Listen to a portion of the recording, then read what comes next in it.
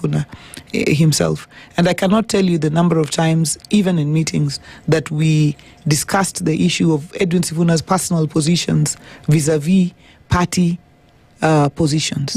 And the difference was when Baba was there and he told Edwin Sifuna, look, this one, I think, don't go too far. Don't go here. Don't go there. He listened. When it comes to our new leader, whom we need to support more because we need to, he needs to stabilize, and stabilize the institution. That is not the case. There is no respect. There is no, he can say, let's do this or let's do the other. And in fact, Edwin Sifuna came to Mombasa for the National Governing Council of the party and took the party leader through the process of his confirmation at the NGC and swore him in. Actually, the person conducting that whole process was Sifuna. But then he came back and said, this party leader is in this position illegally. You see, so it's a world of difference. He would never say that to Baba. He would never say Baba is illegitimate. He would never come publicly and criticize his leader. And that's why it was always possible to bring things together, because all of us could fight even down here, but all of us would say, when Baba will tell us, we will align. But in this case, even the leader that he put there in Mombasa, he came and said that is an illegitimate leader. So once the leader is delegitimized, this is the difference between Raila era and Dr. Oburu era. The Sifuna of Raila was more refrained, could listen to Baba, could step back and I know numerous times that Baba said stop, and he did. But in this case of Dr. Oburu, there is no stopping him from anything. He first of all said the leader is illegitimate. Once you delegitimize the leader of an organization, there's no organization there. Governor, when you talk about the new leadership that is expected to be ratified tomorrow, including, of course, the leadership of Oburu Oginga, there is this question of the party has 4 deputy party leaders. There was no deputy, 3.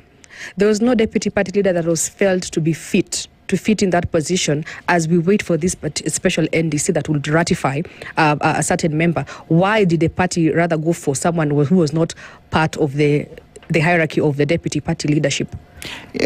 Grace, you remember even when Baba was leaving for AU, he brought in Professor Nyang' Nyong'o was not a deputy party leader, but as a founding member who would unite people at the time, he brought him in to be acting party leader.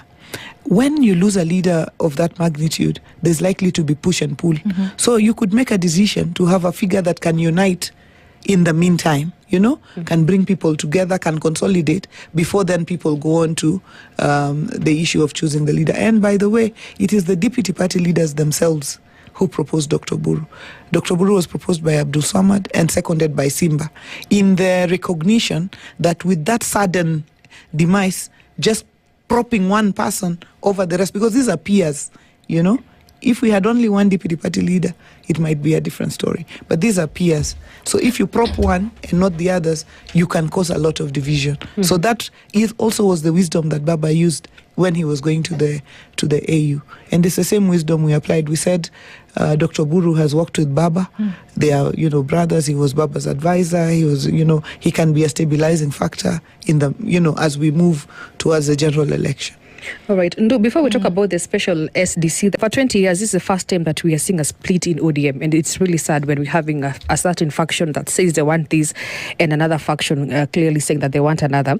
You are part of the team that initially, not too long ago, were criticizing the Kenya Kwanza government. But now, of course, you're siding with the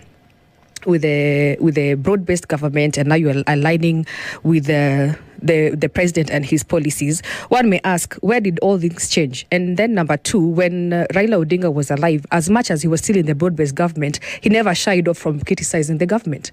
So far from your end, is everything sailing smoothly, because we've never had you criticize anything about the broad-based government?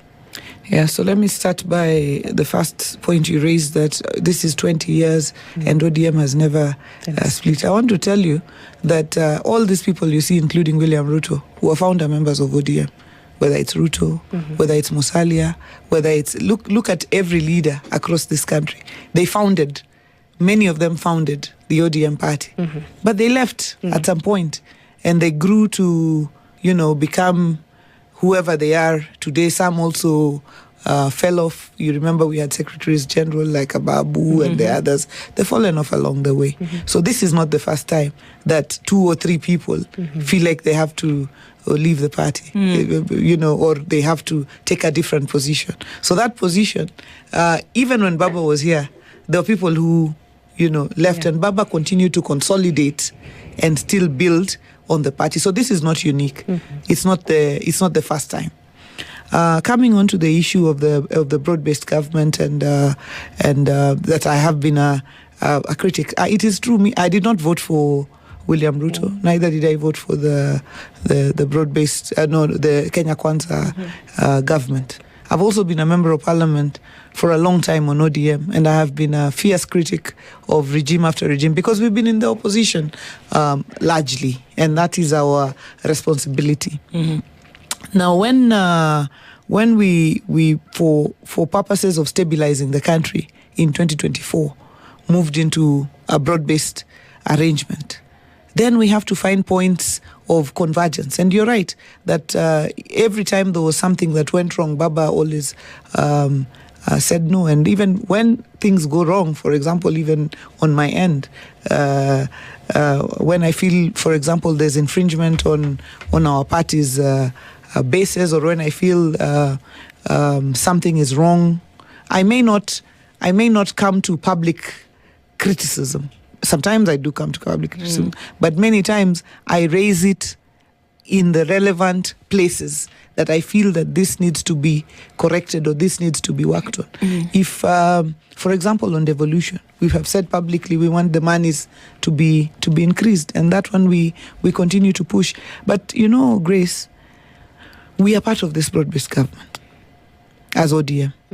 It's good for people not to be. It's good for us not to cheat the public, to come here and say, no, we are not part of it. No, we only sent people. No, we only did this.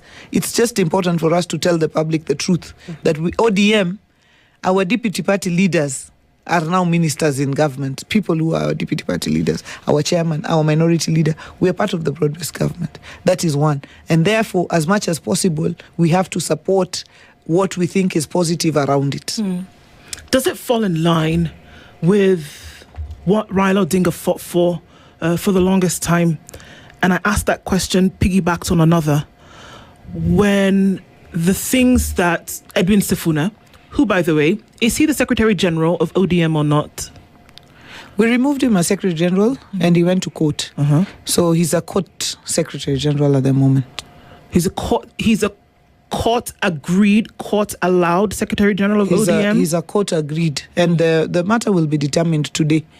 Yeah.